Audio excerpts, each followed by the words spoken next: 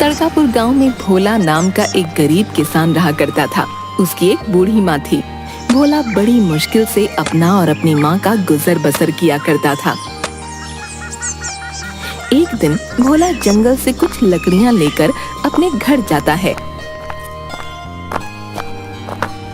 तभी उसकी बूढ़ी माँ आंगन में चूल्हे पर रोटियां बना रही होती है। अरे माँ, बहुत जोरों की भूख लगी है, जल्दी रोटी दे दो।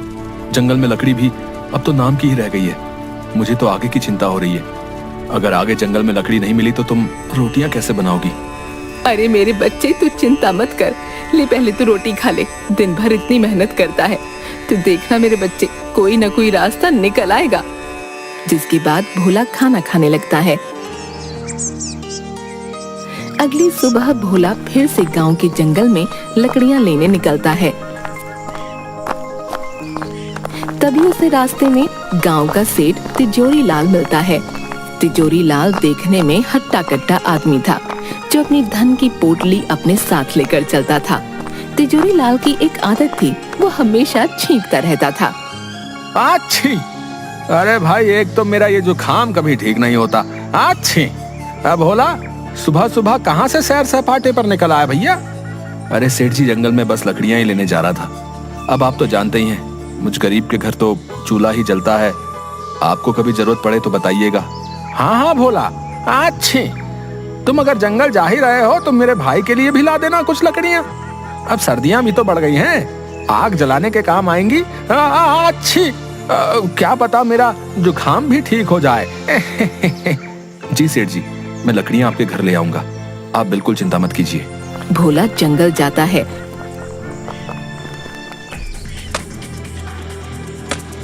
और कुछ लकड़ियां लेकर सेठ तिजोरी लाल के घर आता है।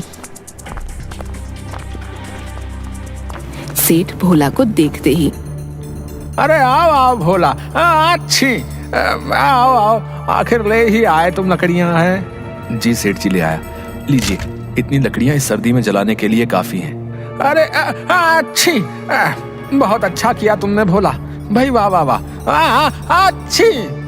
सेठ जी, मेरी माली हालत तो आप जानते ही हैं। अब तो घर में भी अन्न का एक दाना नहीं बचा। मुझे अपनी चिंता नहीं है, लेकिन मेरी बूढ़ी माँ, मैं उसे कैसे भूखा रखूं? आप मुझे कुछ पैसे उधार दे दीजिए, ताकि मैं थोड़ा खाने का सामान ले सकूं। मैं आपके पैसे जल्दी ही लौटा दूंगा। अच्छी, अरे भोला, मैं जानता हूं तुम एक ईमानदार आदमी हो, लेकिन भाई तुम्हारी माली हालत भी अब किसी से छुपी है भला? पैसे तो मैं तुम्हें दे दूंगा, लेकिन भैया ब्याज सहित वापस भी लूंगा। हाँ अच्छी, ठीक है सेठ जी, जैसी आपकी इच्छा। अभी तो मुझे पैसों की बहुत जरूरत है, आप मुझे पैसे दे दीजिए। जिसके बाद सेठ भोला को कुछ पैसे देता है। भोला वो पैसे लेकर अपने घर आता है। अरे क्या हुआ बेटा, कहाँ रह गया था? कब से तेरी राह देख रही थी मैं। भोला अपनी माँ को सारी बात बताता है। अब तुम ही बताओ माँ, मैं क्या करता? घर में तो कुछ भी खाने को नहीं था, इसलिए मैंने सेठ तिजोरी लाल से कुछ पैसे उधार ले लिए। अब इन पैसों से मैं तुम्हारे लिए कुछ खाने को ले आऊंगा। अरे बेटा, तेरे पिताजी आज जिंदा होते तो हमें ये दिन नहीं देखना पड़ता। तेरे पिताजी इसी गांव में समोसे बनाकर बेचा करते थे। पूरे गांव में उन जैसे समोसे कोई नहीं बना सकता था।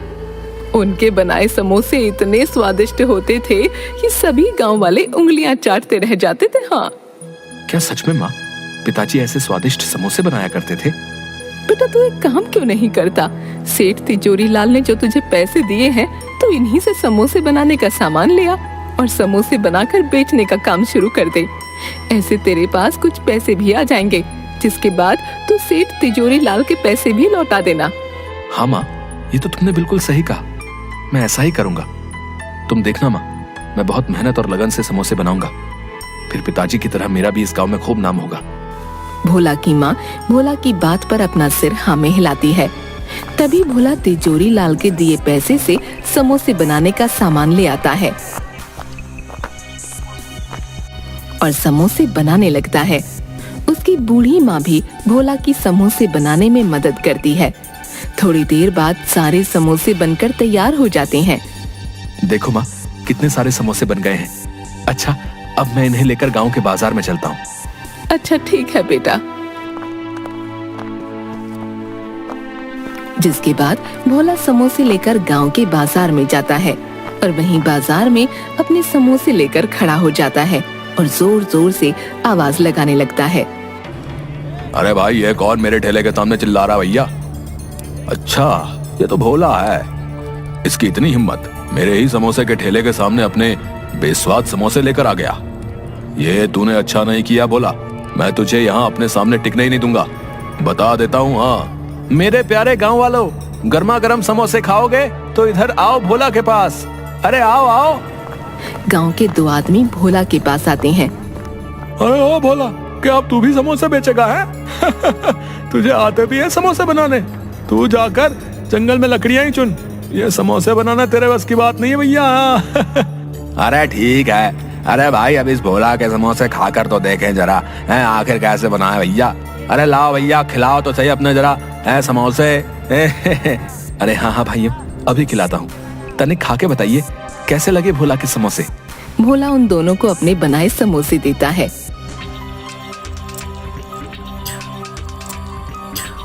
अरे अरे भोला, ये क्या गुड़ गोबर बना दिया है? कुछ डाला भी है अपने समोसे में या नहीं? ना नमक लगता है ना मिर्ची। छी छी छी छी छी, सारा मुंह का स्वाद ही बिगाड़ दिया भैया। अरे भाई, ऐसे बेस्वाद और खराब समोसे तो हमने कभी नहीं खाए भैया। क्यों भोला भाई, समोसे आते नहीं बनाने तो काय बनाते हो बताओ? तभी सामने के ठेले से आवाज आती है, जो सामने समोसे बेचने वाले कालू की थी। अरे भाई, यहाँ आओ मेरे ठेले पर। अरे कहाँ आप भी इस भोला के टुच्चे से समोसे खाने लगे? यहाँ आओ मेरे भाइयों, मैंने बनाए हैं मजेदार, एक नंबर के स्वादिष्ट गर्मा गर्म समोसे। आओ भैया आओ, खाओ खाओ भैया, आ जाओ भैया। तभी दोनों सामने वाले की दुकान पर चले जाते हैं। भोला ये देखकर बहुत दुखी होता है और अपने घर आ जाता है।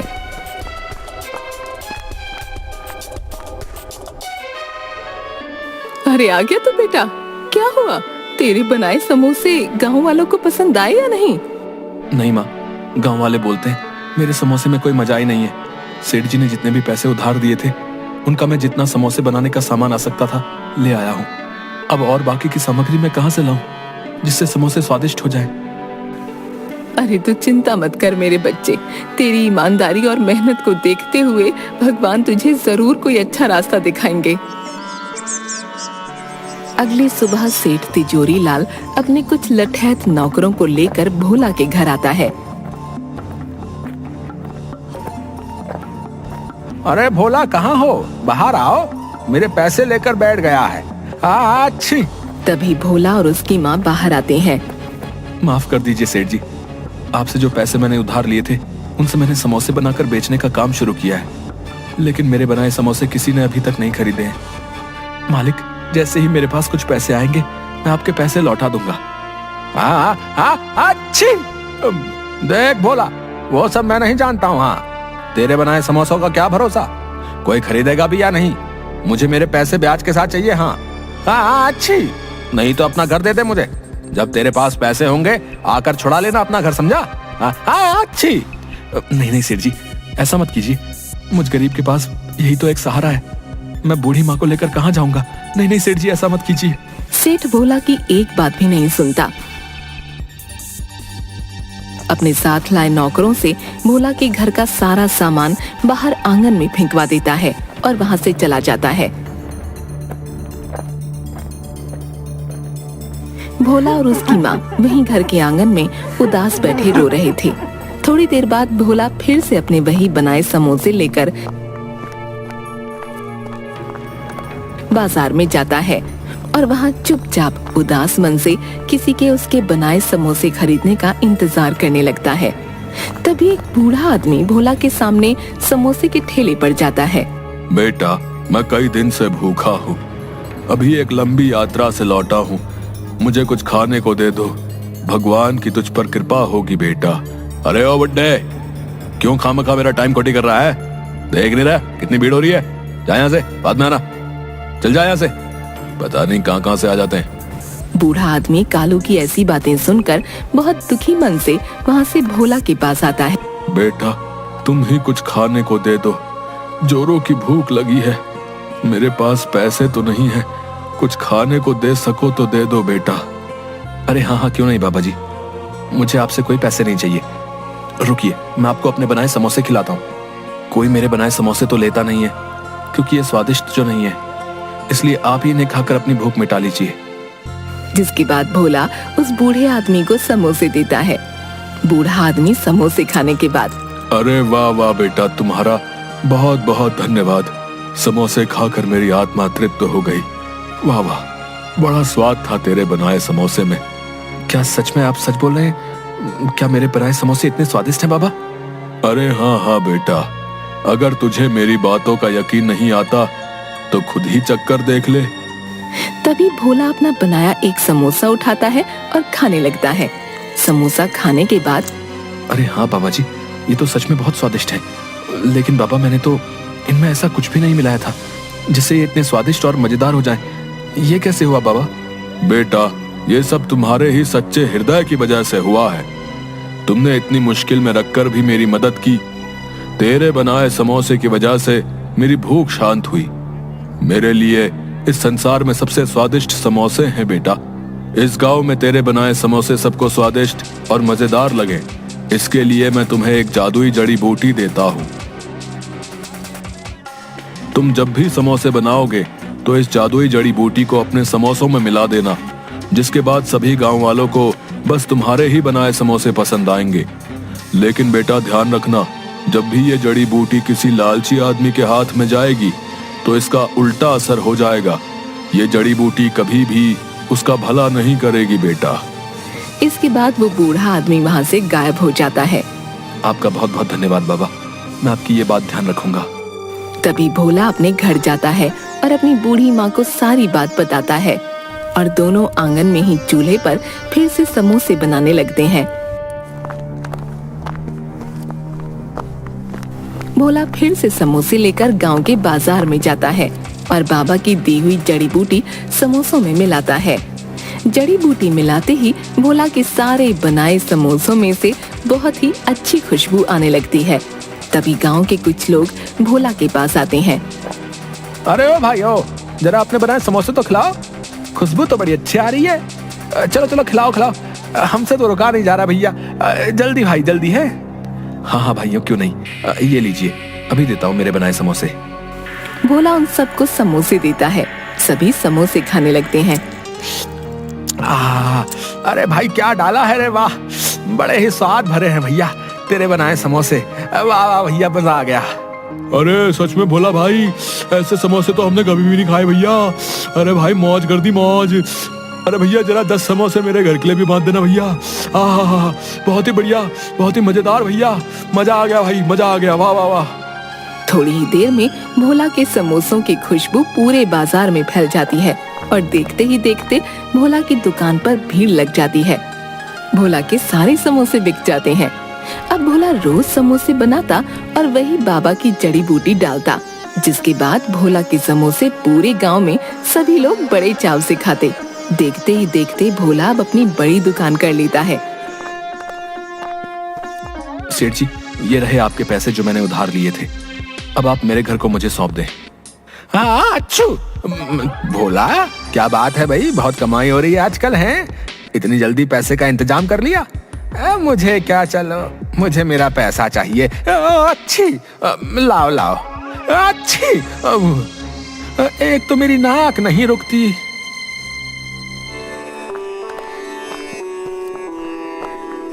अब भोला और उसकी माँ आराम से अपना जीवन बिता रहे थे। भोला रोज अपनी दुकान पर खूब समोसे बनाता और बाबा की जड़ी मिलाता। पूरा दिन भोला की दुकान पर खूब भीड़ रहती।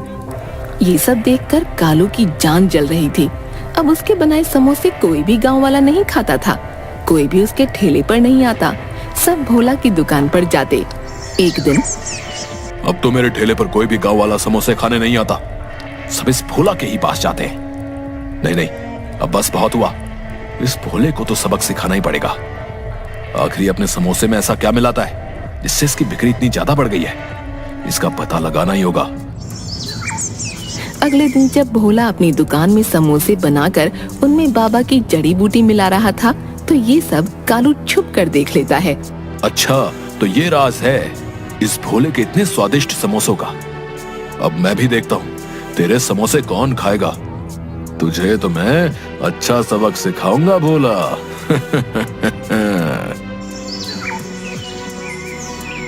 तभी कालू रात में भोला की दुकान में जाता है और वो जादुई जड़ी बूटी चुरा लेता है। अगली सुबह भोला अपनी दुकान पर आता है, लेकिन उसे अपनी जड़ी बूटी कहीं दिखती नहीं। अरे न जाने मेरी जड़ी बूटी कहाँ चली गई, न जाने मिल क्यों नहीं रही है। अरे आज तो मेरे मजे ही आ जाएंगे। अपने बनाए समोसों में उस भोला की ये जड़ी बूटी मिलाऊंगा। हाँ, फिर देखता हूँ कौन जाता है उस भोला की दुकान पर। लाओ भाई कालू, आज सामने भोला की दुकान पर अभी तक समोसे तो बने नहीं भैया। भूख बहुत तेज लगी है, हैं? तुम ही अपने बनाए समोसे खिला दो भैया। अरे हाँ हाँ, क्यों नहीं भाई, आज ऐसे समोसे खिलाऊंगा कि स्वाद कभी भूल ना पाओगे। हाँ। तभी कालू अपने बनाए समोसों में वही जड़ी बूटी मिलाता है। अरे वाह कालू, आज तो तेरी चांदी ही कट जाएगी। हाँ, इस जड़ी बूटी के कमाल से सभी लोग आज तेरे ही पास आएंगे समोसे खाने। कितने सारे पैसे आएंगे आज तो। अरे वाह वाह वाह, ये सोचकर ही मुझे तो इतनी खुशी हो रही है। अरे भैया मजा ही आ जाएगा। हाँ। कालू जैसे ही उन आदमियों को समोसे देने लगता है, सारे समोसे काले पड़ जाते हैं और उनमें से बहुत ही गंदी बदबू आने लगती है।